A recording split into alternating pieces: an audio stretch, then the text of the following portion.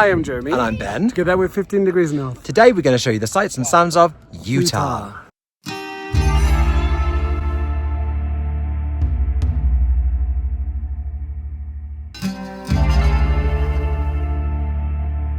Utah is a state in the American Southwest consisting of numerous national parks, Native American reservations, and Mormon settlements. One of the most iconic of these is Zion National Park.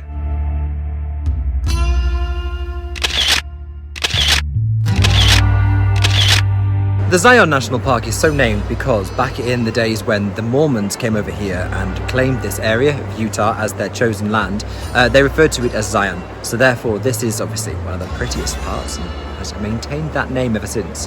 Zion consists of a series of interlocking canyons that slice between numerous mountains and craggy peaks. Distinctive because of its exposed red rock, known as Navajo sandstone, its unique geological formations have been made by the Virgin River, which flows at its base. Its original name was Mukuntuweap, but Mormon dominance in Utah in the early 20th century led to its current name. To understand Utah, you have to understand its unique history. Before the 19th century, Utah was populated by Native Americans from many tribes. Zion, like much of this region, still sits on Navajo land. Then, in the 19th century, the newly founded Mormon faith was looking for a land they could claim as their territory. Like the rest of the American settlers, they looked west and, led by Brigham Young, arrived in the region, founding Salt Lake City and claiming the land of modern-day Utah, Nevada, and parts of Colorado and Wyoming. Originally, they intended for it to be an independent country, but the US government had other ideas, and eventually the area was absorbed into the quickly expanding United States, leaving Utah just another state and the Navajo land, well... There are nearly 600 Native American tribal nations in the US. The largest of these is the Navajo Nation, which covers parts of Utah, Arizona, and New Mexico. A tribal nation sets its own laws, raises its own taxes, and, as in the case of the Navajo, can have a different time zone from the rest of the states. The result is that as you pass back and forth between tribal and federal land, your clocks skip back and forth, not knowing whether you're in the future or the past. Well, not really. That's not how time zones work. It was a figure of speech, duh. Another of Utah's star attractions is Bryce Canyon National Park. Bryce Canyon is filled with unusual geological formations called hoodoos. A hoodoo is a pillar of rock that has been repeatedly heated and then cooled, causing the rock to contract, expand, and then erode. We can attest to this firsthand because the temperatures were in the high 20s when we visited it in April, but there was still snow on the ground as well.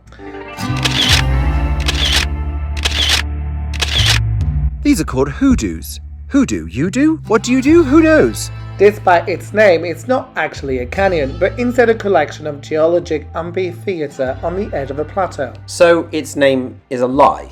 Was a man named Bryce even involved? Yes, actually, a Mormon settler named Ebenezer Bryce homesteaded the region in the mid-19th century. I can only assume he was a blind man. Well, he was not, but he was Scottish. Those two things are not related at all. When you visit, you drive into the national park and can access the fake canyon via several points, which are served by a shuttle bus. We were actually really impressed when we visited by just how well the national parks are run. There is ample parking, good roads, shuttle buses, visitor centres, water fountains, everything you could need. It puts the British national parks to shame. True, but national parks in the UK are free, whereas each national park you visit in the US costs £30 per car, so which then begins to add up quickly if you're visiting several over the course of a trip. Well, you clearly don't take into account the price of the car parks. True. You expect to be chauffeured around in a golden carriage for that price. A carriage pulled by unicorns.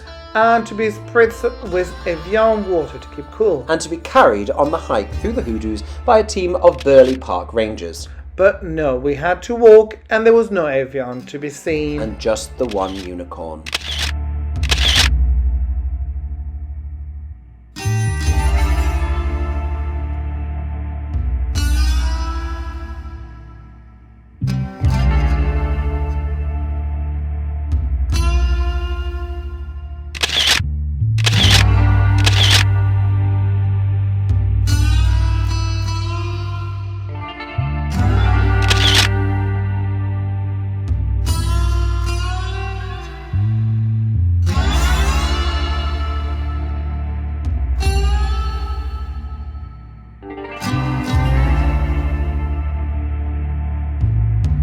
Utah has many national parks that are definitely worth your time. Canyonlands is another that seems to be definitely worth your time, as well as Capitol Reef, but we only had time for 3.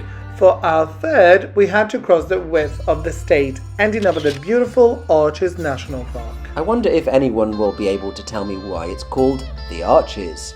With over 2,000 geological arches across the area, this national park holds the highest concentration of stone arches anywhere in the world. The arches are made of sandstone with a strong and dense layer sitting on top of a fragile layer, meaning that as these have eroded over time, the weak layer disintegrates faster, leaving segments of the stronger layer unbroken and balanced precariously over the bedrock. Or at least that's our understanding of it, as neither of us profess to be geology experts.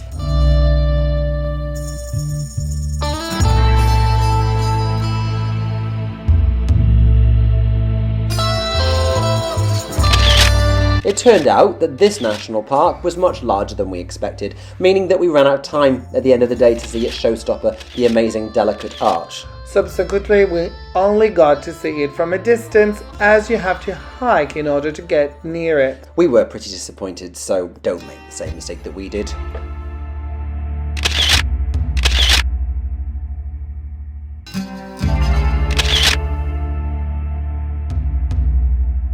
Utah is a fascinating state with so many remarkable sights to see. And when the Grand Canyon is only just across the border into Arizona, don't miss out on the amazing state just to its north.